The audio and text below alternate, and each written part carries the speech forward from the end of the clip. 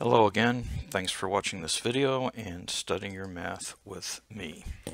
Today's topic is factoring polynomials. We'll talk about factoring out the greatest common factor, factoring polynomials that have 4 or more terms by grouping, factoring polynomials that have 3 terms, factoring binomials, and we will talk about a technique called factoring by substitution.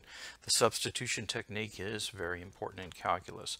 As always, you should read the examples in your book and start and stop this video as you go through it. To motivate the idea of factoring, in the previous section we took a product of 2 binomials and we talked about multiplying them using a foiling technique to get this trinomial. The factoring problem starts with the trinomial and we need to write it into its component forms. When you think about this being inverse operations of each other, you realize that your factoring can always be checked by multiplying. This is useful because it will help us solve equations where we have the polynomial equal to 0. When we factor the left-hand side, we will have these 2 binomials equal to 0, and that means that either the first binomial is equal to 0 or the second binomial is equal to 0, and those are linear equations that we can solve. A polynomial with variable terms that cannot be written as a product of 2 polynomials of lesser degree is a prime polynomial. That means you can't factor it, so the answer is prime. A polynomial is factored completely when it is written as a product of prime polynomials. That means you factor it till it can't be factored anymore. The first thing you do in a factoring problem and the last thing you do in a factoring problem is look for a greatest common factor. Let's begin with that. Here the directions tell you to factor out the greatest common factor. I'm really going to pretty much just say factor completely.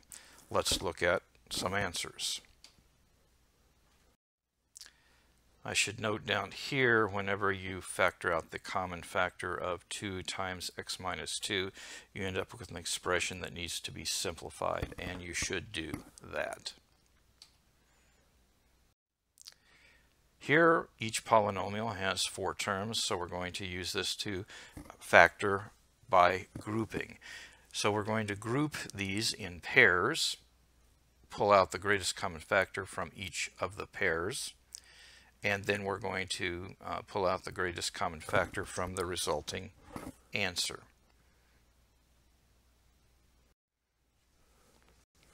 So here you see I have single underscore, I have double underscore. I take an r squared out of this one, I take a 5 out of that one, but then I, at the end of the problem, have a common factor across these terms of s plus 3, so I can pull that out, and that is my final answer.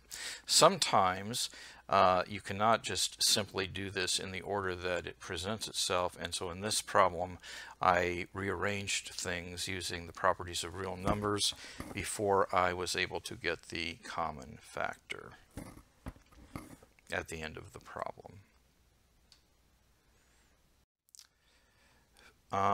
Here we're to factor each trinomial if possible.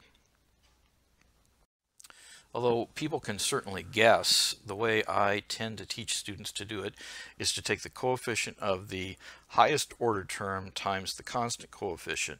So this gives, in this case, for example, 5 times minus 12 is minus 60. So the challenge is to find 2 numbers that multiply together to give minus 60 but add together to give 4. Solving that number problem gives me a plus 10 and a minus 6.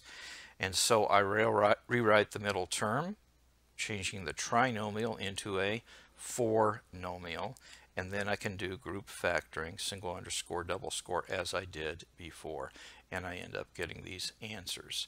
I do the same thing here. When I try to do the same thing on part C, I take 16 times the 3, getting a positive 48, but I look at all these possibilities and I find that none of them will give me minus 15, so that answer is prime. The last example is significant because you really should factor out the greatest common factor first. So at the end of the problem you have this answer.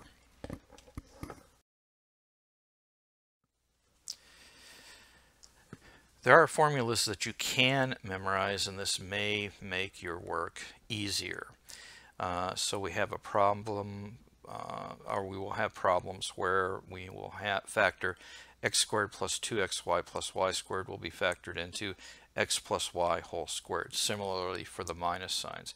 There are formulas for the differences of perfect cubes down here, and for the difference of perfect squares here. There is no factoring pattern for a sum of squares in the real number system. So x plus y squared does not factor as x plus y whole squared. X plus y whole squared, as we discussed, has a middle term. But sometimes you can have perfect squares that do have a common factor, and so you want to keep that in mind when considering that caution. Let's do some examples of those. Although you can memorize the patterns, you can also do these just as we did before, factoring these by grouping. I do both in my solutions.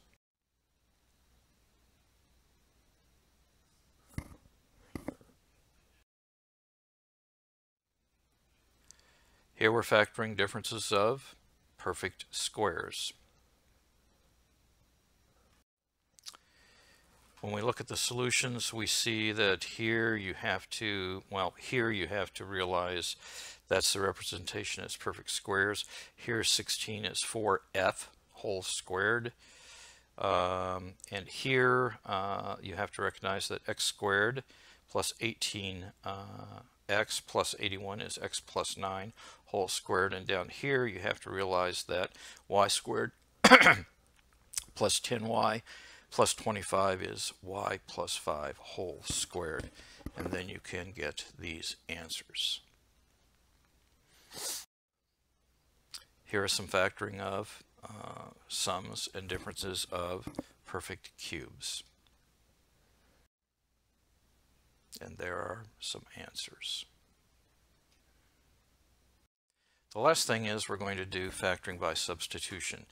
Instead of expanding this thing and then trying to factor it, or any of these, what we're going to do is we're going to make a substitution. In the a and b, we're going to let u equal x plus 3x plus 1. And then we're going to factor it, and then we're going to reverse the substitution. Down here, we're going to let u equal m squared. So let's look at the solutions.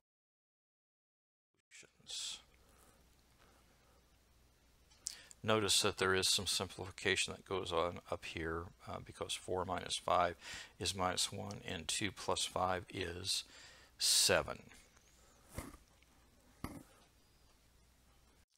In closing, remember, time is precious. Each day must count. Do the math. It will make you strong. See you in class.